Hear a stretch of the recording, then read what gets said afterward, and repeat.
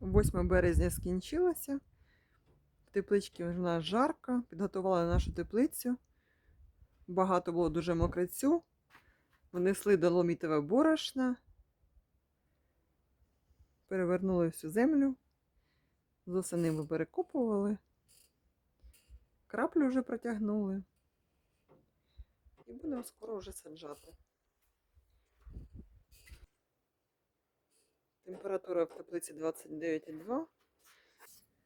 Так що скоро починається вже у нас сезон. Ну і що ви думаєте, не посіяла нічого? Фік там ходила кругами, посіяла шпинат, салат посіяла ришельє і посіяла салат цука. Завтра поїду ще шукати по магазинам, щоб ще посіяти. От такі ми всі городники. Тільки сонце блиснуло, ми вже в теплиці або на городі.